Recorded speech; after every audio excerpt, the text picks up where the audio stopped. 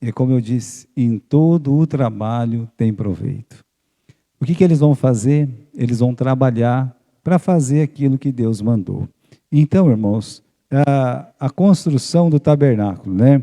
Nós temos aqui que a construção do tabernáculo foi um trabalho de quem? Foi um trabalho de todos. Veja só. Como assim, pastor? Não foi Aholiabe, né? Bezaleel que fez? Não. A construção do tabernáculo foi uma obra de todos. Então, quando a gente pensa assim, quem é que fez o tabernáculo? Bom, o Moisés, lá no monte, ele recebeu o projeto, ele recebeu a planta. Deus, né, foi lá, falou para ele tudo que tinha que ser feito, como tinha que ser feito, né? E o povo, meus irmãos, eles vieram para contribuir e Deus levantou algumas pessoas para fazer. Então você tem assim, aquele que projetou, que foi Deus, que Deus deu a obra ali para o Moisés. Você tem aquelas pessoas capacitadas por Deus.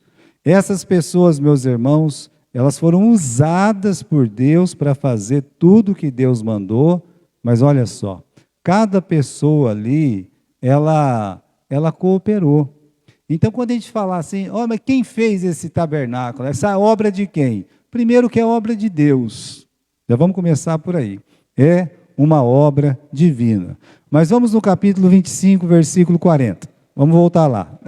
Moisés, ele recebe a planta lá no capítulo 25 e versículo 40.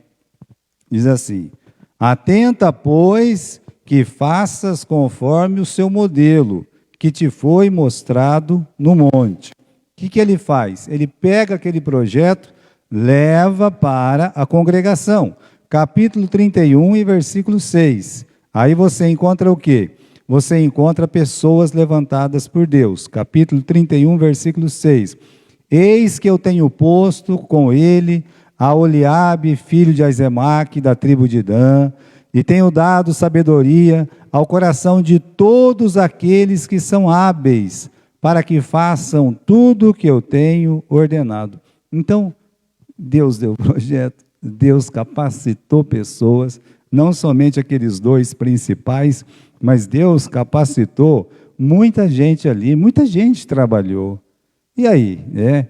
E aí, meus irmãos, que teve aquele movimento de oferta, no capítulo 35, versículo 21, capítulo 35, versículo 21, diz que veio todo homem a quem o seu coração moveu, e todo aquele cujo espírito voluntariamente o excitou, e trouxeram a oferta alçada ao Senhor, para a obra da tenda da congregação, para todo o seu serviço e para as vestes santas. Por isso que é um trabalho de todos.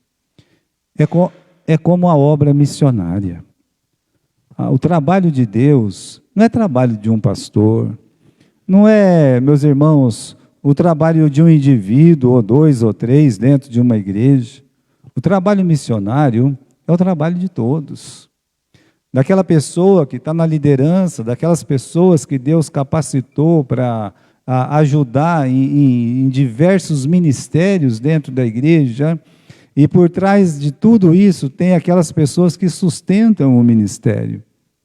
Então, veja a semelhança da construção do tabernáculo com a igreja de Jesus Cristo. Como funciona a igreja do Senhor Jesus Cristo. É muito parecido. Então aqui, meus irmãos, temos a construção, mas temos também a responsabilidade, né? A responsabilidade fiscal de quem recebe e executa com as ofertas. No capítulo 36, no versículo 4, diz que vieram todos os sábios que faziam a obra do santuário, cada um da sua obra que fazia, e falaram a Moisés: o povo traz muito mais do que basta para o serviço da obra que o Senhor ordenou que se fizesse. Começou, meus irmãos, a vir dinheiro, 12 tribos de Israel, muitas famílias, as famílias começaram a encontrar dentro delas o que era necessário para a construção do tabernáculo: o ouro, a prata, o bronze, os panos, as peles, os pelos, Tudo foi ofertado, mas foi ofertado de uma abastança tão grande, né, que a palavra de Deus disse que tinha mais do que eles podiam ajuntar, guardar ou trabalhar. A ponto foi essa oferta voluntária, e que bom que foi assim, que teve que ser dado uma ordem, olha, já basta, né? Nós temos mais do que nós podemos controlar aqui, já está bom. E aí então as ofertas cessaram por esse motivo. O povo não parava de ofertar e foi preciso mandar parar. Veja lá, no versículo 7, né? 6. Então mandou Moisés que proclamasse por todo o arraial, dizendo: nenhum homem nem mulher faça mais obra alguma para a oferta alçada do santuário. Assim o povo foi proibido de trazer mais. Isso nos coloca numa berlinda aqui, como obreiros, como pastores, né? Como pessoas que é responsável pelo dinheiro da casa de Deus, gastar o dinheiro da casa de Deus na obra de Deus. Gastar o dinheiro que entra dentro, meus irmãos, do gasofilácio, para quê? Para sustentar a obra do Senhor. Então, deve ser essa a ideia, né? A ideia é essa aqui. E desde que eu estou na frente da igreja, eu nunca dei-me muito a luxo para nada, não. Mas tem uma coisa que eu assim tenho no meu coração, acho que enquanto eu estiver vivo e alguém ainda tiver coragem de contribuir, é poder começar um novo trabalho, num novo lugar, plantar uma semente, e aí deixar Deus operar ali, começar um trabalho com criança, onde não tem criança, e eu sei que isso envolve dinheiro, isso envolve oferta, e pela graça de Deus, todos os projetos que foram feitos, Deus, Ele honrou pela sua generosidade. E isso é muito importante. Claro que agora nós vamos começar um processo de reforma aqui na igreja, porque a pintura está muito brava, né? Mas acho que a última vez que a gente pintou essa igreja faz mais de 10 anos, né? Assim, de pintar mesmo, fazer uma obra geral. Porque não vejo necessidade de ficar gastando dinheiro só com isso. Não vejo necessidade. Eu vejo necessidade de plantar uma semente em algum lugar, onde o Evangelho, ele não está, meus irmãos, presente. Então, vá lá, plante uma semente ali. Agora, existia uma ordem divina sobre a construção. Qual que era a ordem? Vamos voltar aqui no capítulo 25, versículo 40. Aqui nós temos o texto aqui. Atenta, pois, que faça conforme ao seu modelo que te foi mostrado. A palavra vai reger tudo o que for feito no tabernáculo. Apesar de ser um templo de panos, apesar de ser um templo feito no meio do deserto, desmontável, nunca teve neste mundo um templo que fosse mais lindo e mais perfeito e mais aconchegante do que este.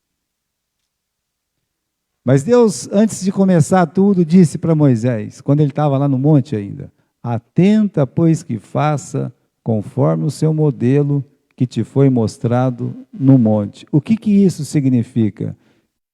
Que Moisés, que Araão, que Ur, que eram realmente os líderes daquelas pessoas, ou os mais capacitados como Bezalel ou Aholiabe, ou todos aqueles artesãos, aqueles ouríveis que iam trabalhar naquele projeto, eles não tinham direito de mudar nada. Eles tinham que fazer aquilo que Deus mandou que se fizesse. Eles não estavam ali para inventar, não. Eles estavam ali para obedecer às ordens divinas. Olha aqui, né, esse candelabro, esse negócio de fazer esse candelabro com 7 torrinhas não gostei disso não, né? Eu vou fazer com 6, porque eu gosto do número 6. Eu não gosto do número 7. É verdade, vamos fazer com 6, porque 6 fica mais bonito. Não, teria que fazer com 7. Ah, essa mesa com essas bordas para cima, ai que coisa mais cafona. Não, não, não, né? Vamos fazer uma mesa mesmo. Que mesa é essa que tem aba? Nunca vi isso. Bom, essa que Deus mandou fazer, tinha. Então, não era para mudar nada, era só para obedecer. Agora, veja como o homem tem dificuldade, né, para obedecer aquilo que Deus manda fazer. Às vezes, tudo que o ser humano precisa fazer é só obedecer uma ordem e ele não obedece. Pela graça de Deus, meus irmãos, foi feito tudo conforme Deus tinha mandado. E a prova de que foi feito tudo que Deus tinha mandado é que Deus desce e a glória dele vai habitar aquele lugar. É só por isso. Então você pode ver que foi confirmada então a ordem que Deus tinha dado. Porque tinha que ser do jeito de Deus, porque o livro de Hebreus nos ensina que o tabernáculo é figura das coisas que estão aonde? Que estão nos céus. Representa a beleza de Cristo, os atributos de Cristo, representa a divindade de Cristo, a sua humanidade. É Cristo puro, do começo ao fim, da porta de entrada até lá, meus irmãos, na arca da aliança, aquilo que se põe dentro, aquilo que segura por fora. Então, tudo representa Jesus. Agora, sobre esse Deus maravilhoso, diz que o nosso Deus ele é perfeito. Nele não há mudança nem sombra de variação. Está errado ali. É sombra de variação. Por isso tinha que ser do jeito de Deus. Deus não ia admitir que o homem mudasse nada. Tá? Agora, eu creio que o mesmo se dá com a palavra de Deus, com os ensinos deixados por Deus. Aqui em 1 Coríntios capítulo 11, no versículo 23, quando o Paulo ele vai ensinar sobre a ceia do Senhor, ele fala assim, olha, o que eu recebi do Senhor, isso eu também vos ensinei. Eu entendo, meus irmãos, que as pessoas têm uma mudança grande hoje sobre a ceia, sobre o batismo, né? Mas é uma mudança não autorizada na palavra de Deus. A ceia continua sendo a ceia, com os elementos que Jesus usou, seja o vinho, seja o pão asmo. Se Jesus usou, continue usando. O batismo continua sendo por imersão, para representar a morte, o sepultamento, a ressurreição de Cristo, o abandono da velha vida, o nascimento dessa nova criatura. Então, as coisas deixadas por Deus não é para mudar. Se é uma ordenança e temos duas, olha, a igreja só tem duas ordenanças. Eu fico pensando que os romanistas, eles estão certos. E errados. Por quê? Eles usam o vinho e o pão sem fermento. É interessante isso, né? Que eles preservaram. Agora, é que só um bebe o vinho e os outros é negado esse direito. Enquanto que na igreja de Jesus Cristo, todos bebem do vinho e todos comem do pão. Mas aí os romanistas, eles não guardaram a segunda ordenança, que é o batismo. Por quê? Porque quando nós batizamos uma criança que não pediu o batismo, nós contrariamos a palavra de Deus. Por quê? Porque o batismo, ele segue a conversão, não precede a conversão. Primeiro eu entrego minha vida para Jesus, depois eu vou lá e mostro para as pessoas o que Jesus Cristo fez por mim. Mas, por outro lado, muitos evangélicos, eles caem no mesmo erro. Nós temos visto as pessoas banalizando a ceia. Olha, irmãos, eu lembro que uma vez eu fui numa igreja batista e tinha ceia. E eles bateram um batuque de carnaval, de samba, uma coisa esquisita, um elemento tão estranho. O elemento era tão estranho, aquilo era tudo, menos pão asmo. É por que muda? Pense bem. Que direito nós temos de mudar as ordenanças de Jesus? São só duas. Só duas. É por isso que eu disse a princípio. O homem, ele tem muita dificuldade de obedecer uma ordem de Deus. Olha, meus irmãos, aquela ordem divina, aquela ordem de Deus. Você pode comer de tudo aqui, menos dessa árvore. O que aconteceu? Foi lá e comeu. Né? Então, o Moisés aqui, vamos lá, né? Capítulo 11 de 1 Coríntios, versículo 23. Paulo diz assim: o que eu recebi, isso eu vos ensinei. Em outro lugar, ele lembra os irmãos: sede meus imitadores, como eu sou de Cristo. Então, Paulo ordenou às igrejas a ensinar os seus discípulos conforme eles aprenderam. Olha esse texto aqui, então, né, de Filipenses 4:9. O que também aprendestes e recebestes e ouvistes e vistes em mim, isso fazei, e o Deus de paz será convosco. Então, se você aprendeu, você recebeu, você ouviu, faz isso, e o Deus de paz vai ser convosco. Agora, tem algumas passagens que eu queria ler com vocês, em 1 Timóteo, capítulo 1, versículo 3. Veja lá, 1 Timóteo, capítulo 1 e versículo 3. Diz assim, 1 Timóteo 1, 3. Como te roguei, quando parti para a Macedônia, que ficasses em Éfeso, para advertires alguns que não ensine outra doutrina, nem se deem a fábulas ou genealogias intermináveis, que mais produzem questões do que edificação de Deus, que consiste na fé, assim o faço agora. Olha só, não se deem fábulas, as genealogias intermináveis, só produzem questões do que edificação em Deus. Meus irmãos, é muito fácil ir mudando as coisas e criar fábulas, fábulas. Até no final do versículo 3 ele fala assim: não ensinem outra doutrina. Versículo 5, né? Ora, o fim do mandamento é o amor, de um coração puro, de uma boa consciência, de uma fé não fingida, do que, desviando-se alguns, se entregam a vãs contendas. Então, por ter mudado tanto, as pessoas vão brigando, as igrejas vão brigando uma com a outra, vão se discutindo. Veja que não teria necessidade de nada disso, se a igreja permanecesse fiel aos ensinos da palavra de Deus. Paulo, para terminar esse assunto, no versículo 19 aí de 1 Timóteo, ele diz assim: conserve a fé e a boa consciência, a qual alguns, rejeitando, fizeram naufrágio da fé. O que é naufragar? Né? É afundar, é permitir que a fé seja encoberta. Então, irmãos, essa ordem dada para Moisés, faz tudo o que eu ordenei, era muito importante. Agora, voltemos ao capítulo 36. Vamos dar uma olhadinha aqui. Olha, eles vão começar a fazer, tá certo? Capítulo 36 do livro de Êxodo. O trabalho vai começar, né? Eu acho muito interessante a forma como o Espírito Santo coloca as coisas na hora de fazer, né? Olha o versículo 8. Assim, todo sábio de coração, entre os que faziam a obra, tá? Isso no versículo 8. E aí você vai olhando, por exemplo, no versículo 11, depois ele fez laçadas, 12, 50 laçadas fez.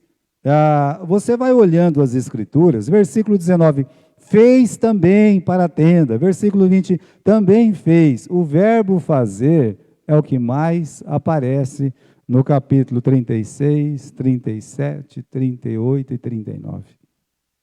É um verbo que se repete a todo tempo, a todo tempo. Eles fizeram tudo, fizeram as cortinas, a arca, né, o propiciatório, o altar de incenso, a mesa, o candelabro, a pia, o altar, as roupas sacerdotais, o reposteiro, as cortinas. Meus irmãos, né, tudo que você vê nas figuras do tabernáculo, eles foram lá e eles fizeram.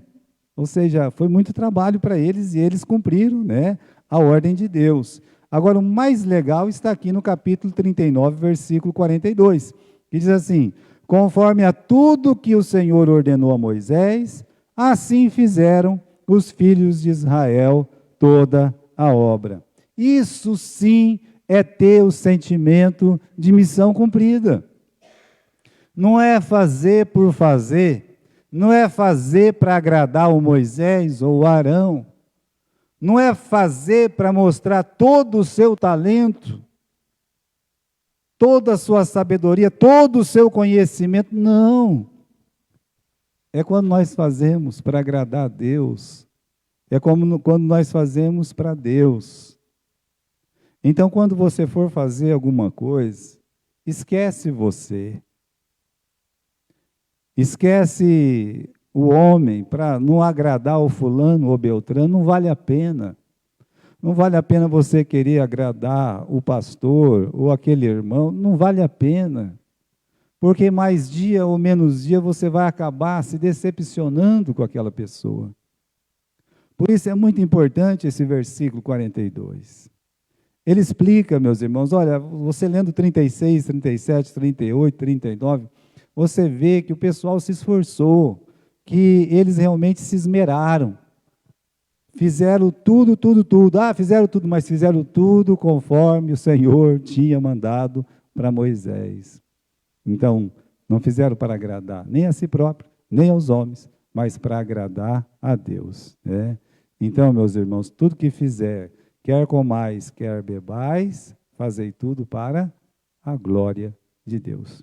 Então, quando você fizer alguma coisa, faça para a glória de Deus. Amém? Então, aqui, né, a gente só vai ter esse sentimento de tarefa cumprida quando fizer o que Deus manda para Deus, né? E aí veio a inspeção de Moisés. Olha o versículo 43 do capítulo 39. Olha lá, 43, Moisés acabou a obra, oba, né? Então viu Moisés toda a obra, e eis que a tinham feito, como o Senhor ordenara, assim a fizeram. Então Moisés os abençoou. A obra acabou? Acabou, né? E Moisés foi inspecionar, né? E a inspeção de Moisés? Olha lá, ele foi, e creio eu, que ele viu cada coisinha. Certo? É isso mesmo? É isso que ele viu. Deus mostrou as figuras que estão no céu para ele ali, e ele foi vendo, conferiu, nota 10, nota 10, nota 10, nota 10, né? E aí, meus irmãos, só depois de conferido, olha só, a obra foi abençoada, né? Mas mostra para nós que não é só fazer, né? É fazer do jeito de Deus. E uma outra coisa, né? O esforço, ele é importante, mas a obediência também é importante. Você faça para Deus e faça como Deus ordenou. E aí você tem nesse final do versículo 43, então, Moisés os abençoou. E depois que está feita a obra, olha aí no versículo 1 do capítulo 40, falou mais o Senhor a Moisés, dizendo, no primeiro mês, no primeiro dia do mês, levantará o tabernáculo da tenda da congregação. Deus ordena que seja levantado no primeiro dia do primeiro mês, aí do segundo ano. Então fazia exatamente 1 ano que eles tinham sido tirados da terra do Egito. E a grande festa, o grande presente de aniversário, justamente o tabernáculo. Eles iam ganhar de presente o tabernáculo. E aí, irmãos, no versículo 3, diz assim, e porás nele a arca do testemunho, e cobrirás a arca com o véu. E eu quero lembrar uma coisa para os irmãos sobre a montagem do tabernáculo. Como é que foi a montagem do tabernáculo? Foi da glória até o pecador. Começou por onde? Olha o versículo 3. Começou pela arca, onde repousava a glória de Deus. E por fim vai até as cortinas. Se você olhar aqui no capítulo 40, né? Diz assim, por fim, né, no versículo 8, porás o pátio ao redor e pendurarás a cortina à porta do pátio. Então você vai vendo que Deus falou assim, Moisés, a primeira coisa que você vai colocar, né, ele teria que levantar, é claro, né, aquele madeiramento recoberto de ouro, mas Deus disse, a primeira coisa que você vai colocar é a arca. Depois você coloca o véu. Depois você vem, coloca a mesa da proposição, coloque o candelabro, o altar de incenso, né? Você fecha isso aí, depois você vai para fora, vai para o altar, do altar você volta aqui para a bacia, depois você vai para os pátios, coloca a cortina, ou seja, dá glória para o pecador. É sempre assim. Na hora de entrar é sempre o contrário, é do pecador para a glória, para mostrar a grande misericórdia de Deus. Que coisa mais linda, que quando você vê o tabernáculo, meus irmãos, é uma cruz perfeita, né? Daquele altar até o último altar, com aquele candelabro, a mesa da proposição, fazendo essa cruz, é a coisa mais perfeita que esse mundo já viu, né? Quando nós falamos de construção. Então, começou pela arca, termina pelas cortinas, as mesmas que faziam separação entre Deus e o pecador, né? Então, olha, para chegar até aquela glória, para chegar até aquela arca, eu podia chegar, eu, pecador, pode, você pode. É. Como eu posso chegar se está tudo fechado, a porta está aberta, meu filho, você pode entrar. Mas como eu posso chegar naquela glória? Pelo Cordeiro, pela morte do Cordeiro. Você recebe o perdão dos seus pecados. Meus queridos irmãos, que coisa mais linda é a construção. Ficou pronto, meus irmãos, depois de um ano, né? E Deus veio, capítulo 40, versículo 34, olha lá. Capítulo 40 e versículo 34. E a nuvem cobriu a tenda da congregação, e a glória do Senhor encheu o tabernáculo. A glória do Senhor encheu o tabernáculo. Cumpriu a promessa divina, meus irmãos, lá do capítulo 25, versículo 8, que diz assim: e me farão um santuário para que eu possa habitar no meio deles. E aquela tenda da congregação que Moisés usava, acabou, não tinha mais validade. Não precisava mais. Agora eles têm o tabernáculo. E Deus está dizendo, olha, eles vão fazer um santuário. Fizeram. Para quê? Para que eu possa habitar no meio deles. Então eu quero terminar o nosso breve estudo hoje dizendo o seguinte, né? Que o tabernáculo, ele foi morada de Deus, né? Dentro da palavra de Deus, ele é morada de Deus, né? Foi no tempo de Israel, porque o próprio Senhor fala isso, né? Em 25:8, volta aqui essa 25:8, me farão um santuário para que eu possa habitar no meio deles. Agora, o templo também foi morada de Deus, né? E qual que é a morada de Deus hoje? Vamos para 1 Coríntios, capítulo 6, versículo 19 e versículo 20. 1 Coríntios, capítulo 6, versículo 19 e 20. Ou não sabeis que o vosso corpo é templo do Espírito Santo, que habita em vós, proveniente de Deus, e que não sois de vós mesmos? Poxa, aquele tabernáculo tão lindo, ele já não existe mais.